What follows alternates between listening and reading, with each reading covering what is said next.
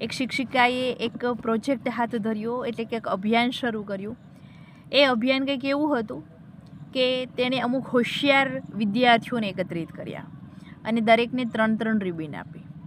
હવે એ 3 રિબીન આપીને તેને સમજાવવામાં આવ્યું કે આ રિબીન છે એ તમારે તમારી ગમતી વ્યક્તિને આપવાની છે અને અઠવાડિયા પછી તેની પાસેથી જાણવાનું છે કે આ રિબીનના લીધે અઠવાડિયામાં તેનામાં, એટલે કે એને શું પરિવર્તન આવ્યું છે એ રિબીનના લીધે, જે વ્યક્તિને આપો છો તેના દ્વારા.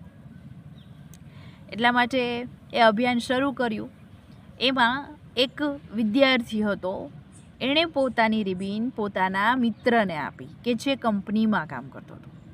કંપનીમાં કામ કરતો તો એને રિબીન આપી, કારણ કે એ રિબીન એને આપવાની હતી કે જે તમારી ગમતી વ્યક્તિ હોય. અને એ રિબીન આપી અને એને સમજાવ્યું કે અઠવાડિયા પછી કહેવાનું છે કે આ રિબીન દ્વારા તેનામાં શું પરિવર્તન આવ્યું. સમય થાય છે પછી એ વ્યક્તિ છે જે કંપનીમાં કામ કરી રહ્યો હતો, એ વ્યક્તિ એ રિબીન પોતાના બોસને આપે છે અને બોસને મળીને એમ કહે છે કે સર, તમે મારા માટે એક પ્રેરણારૂપ છો. હું તમારામાંથી ઘણું બધું શીખ્યો છું, ઘણું બધું જાણ્યો છું અને હું તમારું સન્માન કરવા માગું છું આ રિબીનથી, કારણ કે મને તમે ઘણી બધી શીખ આપી છે. હું જીવન કેમ જીવવું અને એની સાથે જ ઘણો બધો બોધ હું તમારી પાસેથી શીખ્યો છું. એટલા માટે આ રિબીન હું તમને આપવા માગું છું, કારણ કે તમે મારી ગમતી વ્યક્તિ છો. બોસ છે રિબીનનો સ્વીકાર કરે છે અને આ સાથે જ જે કંપનીમાં નોકરી કરે છે એ છોકરો બોસને પણ એવું સમજાવે છે કે આના દ્વારા તમારે અઠવાડિયા પછી કહેવાનું છે કે આ રિબીન દ્વારા તમારામાં શું પરિવર્તન આવ્યું. એટલે બોસ કહે છે કંઈ વાંધો નહીં, અને એ રિબીન પાછી પાસ કરવાની હોય છે કે જે બોસને ગમતી વ્યક્તિ હોય તેને. બોસ ઘરે જાય છે, ઘરે જઈ અને પોતાના 14 વર્ષના છોકરાને પોતાની પાસે બેસાડે છે અને ઓફિસમાં જે પણ કંઈ ઘટના બની રિબીન વિશેની, એ ઘટના એના દીકરા સાથે શેર કરે છે. એના દીકરાને બોલાવી અને બધી વાત કરી અને પછી એનો છોકરો એમ કહે છે કે તો પપ્પા, હવે આ બ્લુ રિબીન છે એ તમે કોને આપશો?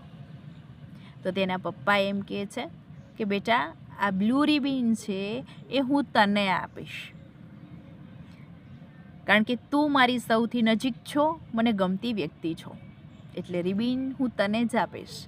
હા, એ વસ્તુ અલગ છે કે અત્યાર સુધી હું તને ઘણો બધો ખીજાણો છું, તારા ઉપર ગુસ્સો કર્યો છે, તને ક્યારે પ્રેમ નથી આપ્યો, તારે ઓછા માર્ક્સ આવ્યા હોય અથવા તો તું નાનો છો હજી, મારા માટે તું નાનો જ રહીશ, પરંતુ તે ક્યાંક ચંચળ વૃત્તિ કરી હોય તો હું તને હર હંમેશ ખીજાતો.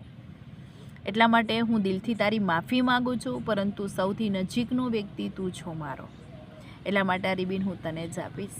આ સાંભળતાની સાથે જ પેલો છોકરો ધ્રુસકે રડવા માંડે છે. ત્યારે આ બોસ એટલે કે આ દીકરાના પિતા એને પૂછે છે કે તને શું થયું, તું કેમ રોવા માંડ્યો, તને કોઈ કાંઈ કીધું છે, તને કાંઈ થયું છે? ત્યારે એ છોકરો છે એના પિતાને એમ કહે છે કે પપ્પા, મારો આજે આ દુનિયામાં છેલ્લો દિવસ હતો, કારણ કે મેં નક્કી કર્યું હતું કે આવતીકાલે મારે આત્મહત્યા કરવી છે, મારે નથી જીવવું, કારણ કે મને એમ હતું કે તમે મને પ્રેમ નથી કરતા, મને વાલ નથી કરતા, એટલા માટે મેં નક્કી કરી લીધું હતું કે મારે આ દુનિયામાં હવે નથી રહેવું. પરંતુ હવે મને ખબર પડી છે કે તમે મને ખૂબ પ્રેમ કરો છો, ખૂબ ચાહો છો, એટલા માટે જ તમે મને આ રિબીન આપી છે. મિત્રો, ઘણી વખત આપણા દ્વારા બોલાયેલો એક શબ્દ કે એક વાક્ય ઘણા બધાનું જીવન છે બદલી દેતું હોય છે, પરિવર્તન લાવતું હોય છે. કદાચ આને જ કહેવાય આપણા એક શબ્દ અથવા તો વાક્યનો ચમત્કાર.